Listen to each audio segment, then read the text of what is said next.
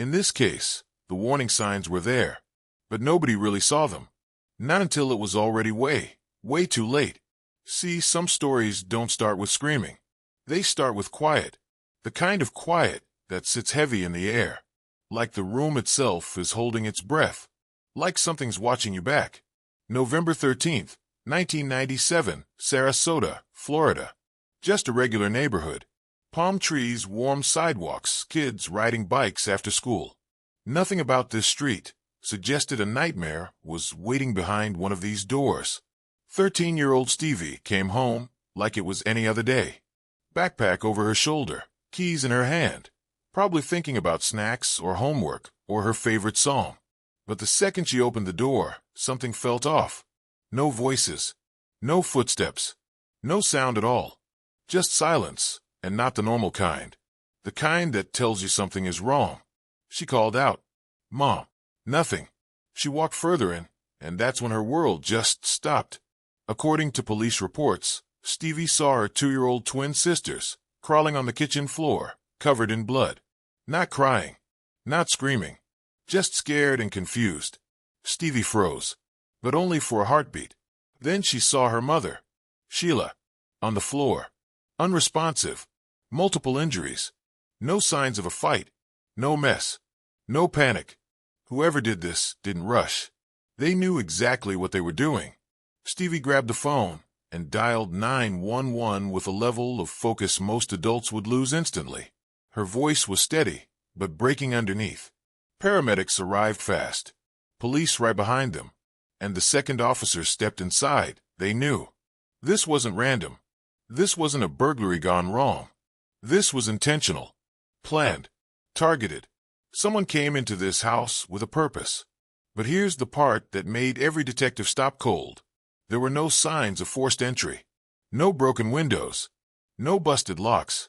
Nothing missing. Meaning one of two things.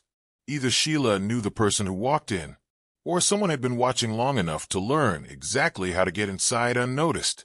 And that's when investigators found it. Not a fingerprint. Not a weapon. Not some obvious clue. Something smaller. Something most people would overlook. But this one detail, it would crack the case wide open. But to understand why it mattered, we need to go back. Before the house. Before the blood. Before that day. Back to a relationship. A custody battle. And years of pressure slowly building. Little by little. And according to investigators, that pressure didn't start with anger. It started with control. In this part of the story, we step into the days leading up to that night. And on paper, Sheila's life looked completely normal. Work, home, family dinner, smiling pictures on Facebook, like everything was fine. Nothing dramatic, nothing chaotic, nothing that would make anybody think. Something dangerous was quietly building underneath. But according to investigators, people around her started noticing a shift. Not loud, not obvious. Just that kind of subtle change you feel before you understand it. Sheila started talking less. Stopped laughing at the same jokes. Spent more time alone, even inside her own house. Her mom checked in once. "You doing okay?" Sheila smiled. Said, "Yeah, just tired." But later, detectives pulled her search history. And that's where everything turned dark. Late-night searches. Topics that didn't match, just tired. Questions that hinted at someone who was scared, confused, or planning something. Prosecutors would later describe those searches as chilling in hindsight. Nobody around her had any idea.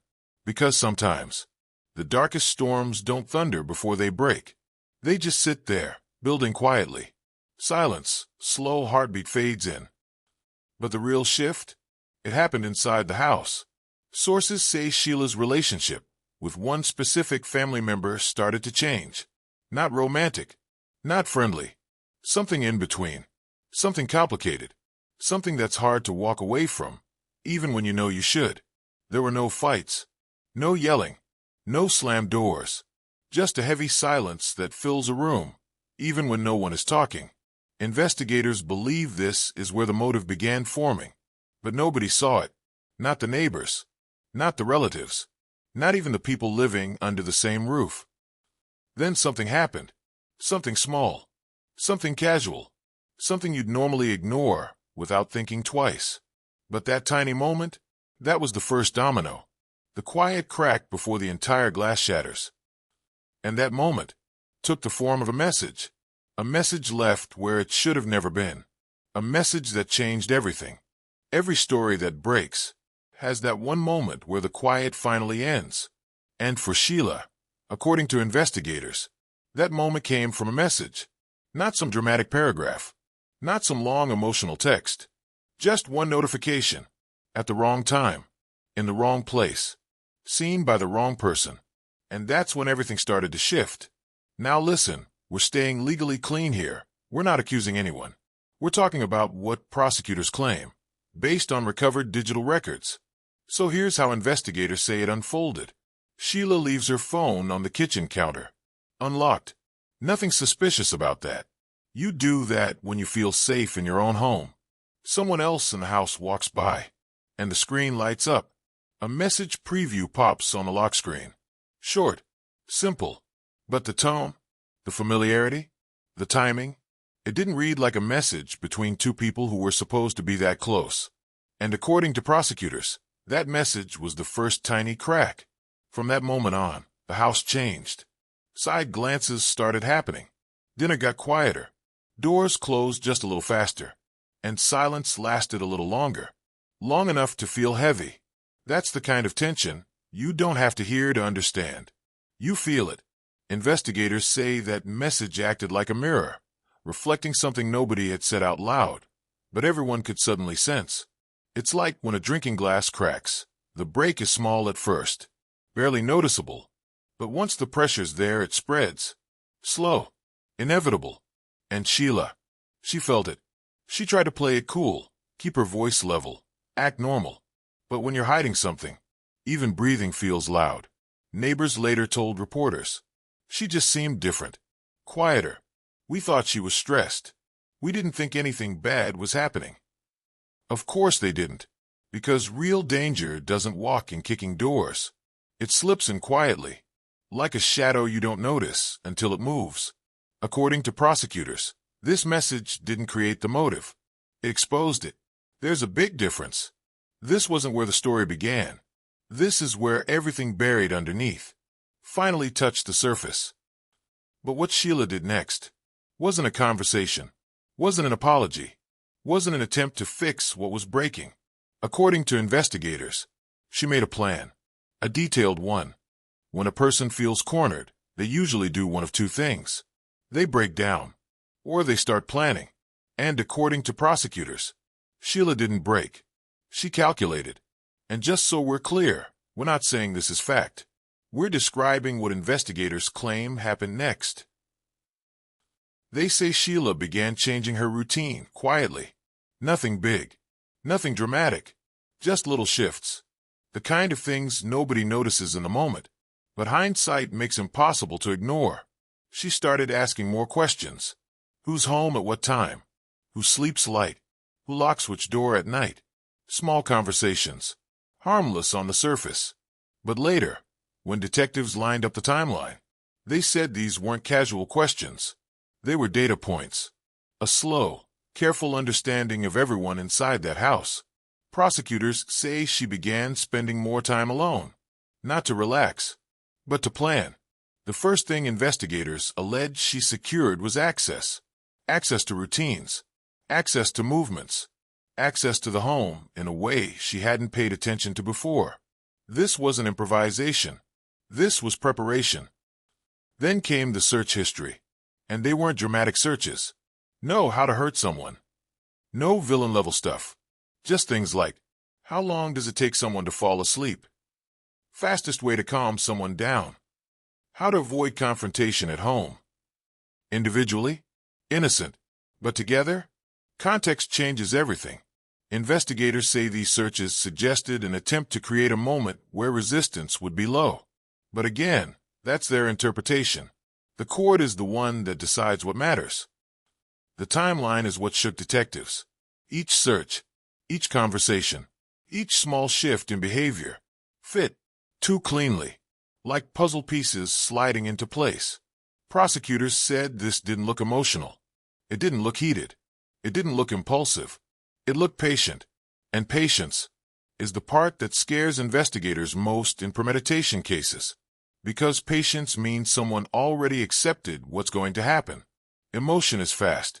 Anger is loud. Impulse is messy. But planning is quiet. And according to investigators, Sheila was very, very quiet. So now the stage is set. A house filled with tension. Relationships stretched thin. A secret exposed. And someone allegedly preparing for an irreversible decision. But here's the thing about plans. They don't stay hidden forever. There's always one detail someone miscalculates. One moment that doesn't go the way they imagined. One witness, even if they don't realize they're a witness yet. And in this case, investigators say that witness was already inside the house, watching, listening, not understanding, but about to. Every crime story has that one night where everything looks normal, nothing loud, nothing dramatic, just life. And then, silence suddenly means something else. According to investigators, this was one of those nights. Dinner was quiet. The TV was barely on. Kids were asleep. Lights were low. The house looked calm, almost soft. Nothing about this night looked like danger. Nothing looked like the beginning of a tragedy. It was the kind of night you forget, which is exactly why prosecutors say this night is the one that matters. Not because of what happened loudly, but because of what happened quietly.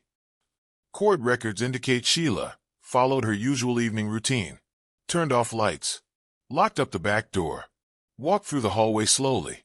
No rush, no noise, no visible stress. Prosecutors allege this routine may have been part of a larger pattern. The defense argues it was just a completely normal night. Two sides, two interpretations, same timeline. And then, something shifted. Someone in the house woke up. Not fully. Not scared. Just a small movement. A mattress creaked. Footsteps adjusted on the floor. A breath changed rhythm. Pause here. Low heartbeat sound. Just a sound. A tiny interruption. But investigators point to this moment as the point where everything turned. Because real life doesn't follow the script someone may try to control. The prosecution claims tensions may have escalated quickly here. The defense says whatever happened afterward was chaos and panic. Not intent. Not planning. No one agrees on the truth of that moment. Because the only witnesses were the walls, the dark, and silence. When the house finally went quiet again, it wasn't the same quiet. It was the kind of silence that feels wrong. Still. Heavy. Like something had shifted permanently. Emergency calls were made later. Statements were given. But investigators noticed something else. The timelines didn't match. Details didn't fit. Small things felt off. Not big things. Just tiny inconsistencies. And in cases like this, tiny inconsistencies matter. Sometimes more than anything someone says out loud. When detectives entered the home, they didn't look for emotion. They didn't look for guilt. They didn't look for confession. They looked for objects. Everyday objects. Things most people would ignore. And according to investigators, one small, ordinary item changed the entire direction of the case. When detectives stepped inside that house, they didn't lead with emotion. They didn't ask, why would someone do this? They didn't ask, how could this happen? They began with something much more basic. The room. Because rooms talk, even when the people in them don't. Investigators note, there were no signs of forced entry. No broken windows. No damaged locks. No furniture thrown around. Nothing wild. Nothing chaotic. Everything looked normal. Almost too normal. And detectives have a saying, when a scene looks perfect, it usually isn't. So they slowed down. Carefully. Inch by inch. Like the truth was hiding in the small stuff. And then one detective stopped. Not at something big. Not something dramatic. Just a chair. A simple wooden kitchen chair. But here's what made it matter. It was out of place. Not knocked over. Not dragged across the floor. Just turned slightly. Facing the hallway, instead of the table. Harmless detail. Maybe. But homes have rhythms. Patterns. Chairs face tables. Stools tuck in. Things settle into the positions. People use them in every day. But this chair? It looked like someone was sitting there recently, or like someone had been placed there. And that was enough to change the pace. The more they looked, the room stopped feeling normal. A picture frame, just slightly crooked. Not like it fell, but like someone brushed past it too quickly. A rug with a single wrinkle.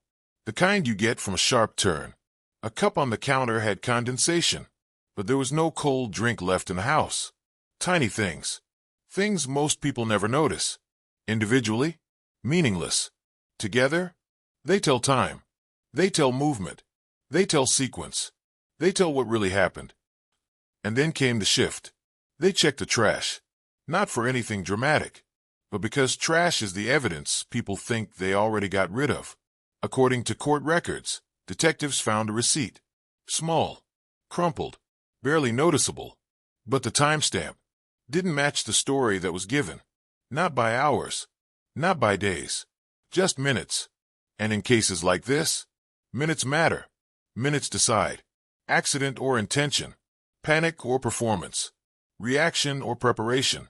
Detectives didn't confront anyone yet. Didn't mention the receipt. Didn't push. They just listened.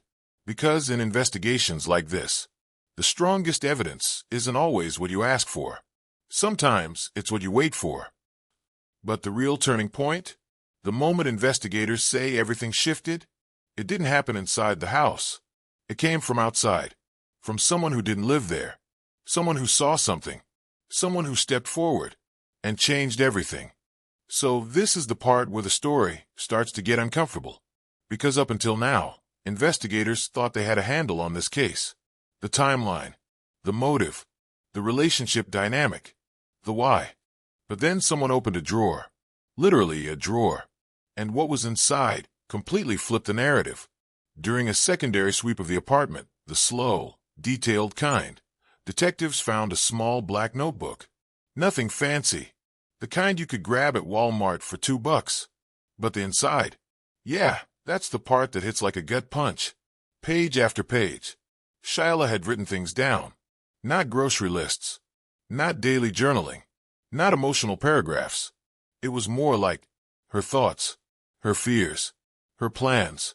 Written almost like she was talking to someone who wasn't there. Investigators called it conversational writing. Like she was responding to another voice that never spoke out loud. One page read, "I did everything right. Why doesn't he see that?" Another said, "If they leave, I'll have nothing. I can't go back to being alone." Remember earlier, the themes of control, fear of abandonment, emotional dependency? Yeah, this notebook poured gasoline on that theory. But it gets darker. Toward the back, they found drawings, floor layouts, furniture positioning, objects in specific locations. Almost like someone was rehearsing a scene. One page, a to-scale sketch of the bedroom. And beside it, no noise, no mess. Don't panic. At that point, detectives realized, this might not have been an impulsive moment. This may have been imagined, rehearsed, planned. And when prosecutors presented this notebook in court, the defense didn't deny it was hers.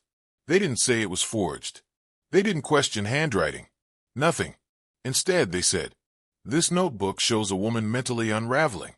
She needed help, not judgment. So now we have one object. Two completely different interpretations. Prosecution says, defense says. She planned this. Step by step. She was losing mental stability and needed support. The notebook shows intention. The notebook shows emotional collapse. This was deliberate. She wasn't rational. She wasn't well. And here's the truth. Both arguments can be real. People in emotional crisis do right like that. But people planning something also right like that. So the real question becomes, which version feels closer to the truth? Was this the mindset of someone calculating and in control? Or someone scared, spiraling, and clinging to something slipping away? And the jury? They're not psychologists. They're not trauma experts. They're just regular people, being asked to decide a human life. Sitting there thinking, is this the mind of someone dangerous? Or someone who desperately needed help before things went too far? Because we get into the digital evidence, the searches, the timestamps, the messages, the part that tipped the balance. Stay locked in. This is where the case gets even darker. Candle. All right, so now the investigation shifts. We move away from notebooks, interviews, interpretations, to something a lot harder to argue with. Digital footprints. Because words can change. Memories blur. People rewrite their own stories without even realizing it. But your phone, your late-night searches, your unsent drafts, your deleted messages, yeah, those don't lie. So investigators pull everything. Text messages, call logs, deleted chats, social media DMs, app timestamps, and the big one, search history. And this is where things get dark. One of the earliest searches from her phone was, how to make someone stay in a relationship even if they want to leave. Okay, emotional, painful, human, not illegal. Then, how long does emotional manipulation work before someone leaves? Still heartbreak stuff. Still explainable. Then, how to know if someone is lying about loving you. This is someone spiraling. Someone scared. Still not a crime. But then, near the date of the incident, the tone shifts. It gets quiet, clinical, calculated. How to make someone pass out without hurting them. How long before someone wakes up after being unconscious? And then, quickest silent way to stop someone from breathing. At this point, detectives didn't have to say anything. They just looked at each other. Because that's not heartbreak anymore. That's preparation. But the timestamps? Most of these searches were made between 2:30 a.m. and 4 a.m., the hours when the world is still, and the thoughts you don't admit to anyone else get loud. The defense came in strong. These searches show emotional breakdown, not intent. And that argument isn't ridiculous. People do Google extreme things when they're falling apart. But the prosecution didn't argue single searches. They argued progression, desperation to obsession method, a staircase, one step at a time, leading to a decision. Then investigators recover the deleted messages, because in digital forensics, delete doesn't mean gone. One text to a friend read, "If he leaves me, I don't know what I'll do. I can't let that happen. I'd rather everything just end." Another, "You don't understand. When I say he is mine, I mean it." This wasn't love. This was identity. Attachment turned possession. Possession turned control. And the jury just sits there, watching the timeline unfold. A story told not through testimony, but through search bars and message drafts. So now the question shifts. Was this a person terrified of being abandoned, or a person preparing to make sure no one could leave? Every case eventually reaches that room. The room where you don't get to rewrite your meaning. No, wait, what I meant was. No second take. No pause button. The courtroom. And this one didn't feel calm. It felt charged. Like even the walls knew something was about to break. Prosecution goes first. No yelling.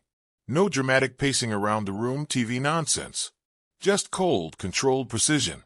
They don't start with the emotional hits. They go straight to the timeline. The search history. The late-night messages. The shift in behavior. The change in tone. One detail at a time. Piece by piece by piece. Until a picture starts forming, without them even needing to say it. Then the prosecutor simply says, "This wasn't panic. This was preparation." No emotion. No performance.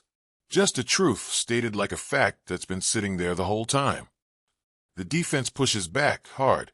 They don't fight the evidence, because they can't. So they try to reinterpret it. They say, people who are emotionally breaking don't Google positive coping. They Google their fears. They show pictures, old messages, friends testifying. She was sensitive. She loved deeply. She was scared of being alone. And for a second, you could feel the jury lean in. Because everybody in that room knows what heartbreak feels like. The air almost softens. But then the prosecution brings up something small, tone. Earlier texts sounded like, "I can't lose him." But later, "He doesn't get to leave me." That's not love. That's ownership. Fear turning into possession. Possession turning into control. and they let that silence sit. Then the medical examiner takes a stand. Calm voice. No drama. They describe what happened, step by step, moment by moment, and then they say one sentence that makes the whole room freeze. This wasn't instant. This took time. Time in which the person responsible would know exactly what was happening. And the courtroom goes still. No breathing changes. No shifting in chairs. No pen clicks. Because that one line destroyed the idea that it was an accident. This wasn't a snap. This wasn't blackout panic. This was awareness, presence, choice. Defense makes one final push. Mental state, emotional collapse, dissociation. But prosecution stands, walks forward, looks the jury dead on, and says, love may explain a feeling, but it does not excuse an action. And that hits like a hammer. Now the room isn't thinking about sympathy anymore, or heartbreak, or who they feel for. Now it's just responsibility. 12 people, 12 minds, one decision. No one knows how they'll vote yet, but you can feel it. Whatever comes next changes everything. Some moments in life don't need dramatic music. They don't need flashing lights. They don't need someone explaining what's happening. The verdict room is one of those moments. 12 chairs, 12 voices, one decision. No lawyers, no crowd, just silence and responsibility. The jury had everything laid out. The timeline, the search history, the emotional shift, the medical statements, the witnesses. But they also had something else most people don't talk about. Hesitation. Because here's the part nobody says out loud. It's real easy to say what's right or wrong until you're staring at a real person. Someone breathing, blinking, looking small, breakable. And Sheila. Yeah, she looked breakable that day. She walked into court slow, shoulders curled in, like she was trying to make herself smaller. Not angry, not confident, just empty. Like the weight finally caught up to her. And when the judge asked everyone to rise, you could feel the room shift. Chairs sliding, clothes rustling. One long, tight breath held by everyone. The jury foreperson started reading. Not rushed, not shaky, just steady. We, the jury, find the defendant. 1 second passed. Just one. But that second, it felt like falling off a building. Guilty. No gasps. No cries. No chaos. Just reality. Heavy. Slow. Unavoidable. Sheila didn't scream. Didn't break down. Didn't beg. She just closed her eyes. Not tight. Not dramatic. Just closed. Like someone turning off the last light in a house. Because in that moment, it didn't matter what she felt. Didn't matter how much she said she loved him. Didn't matter how scared she said she was of losing him. The court doesn't rule on feelings. It rules on actions. And actions have consequences. Her sentence was long. Decades. Enough to outlive memories. Photos. Voices. Entire lives. The prosecution didn't smile. The defense didn't protest. Even the judge looked tired. Because nobody won here. There are no victories in stories like this. One life gone. One life erased. 2 families shattered. Outside, the world kept moving. Traffic lights changed. Phones buzzed. Somebody ordered coffee across the street. But for the people connected to that house, that night, that verdict, time didn't move the same anymore. And if there's one thing to take away from all of this, one thing that stays sitting in your chest long after the headlines fade, not every monster looks like one. Sometimes they're quiet, soft-spoken, lonely, afraid of being abandoned. And sometimes, that's the most dangerous kind.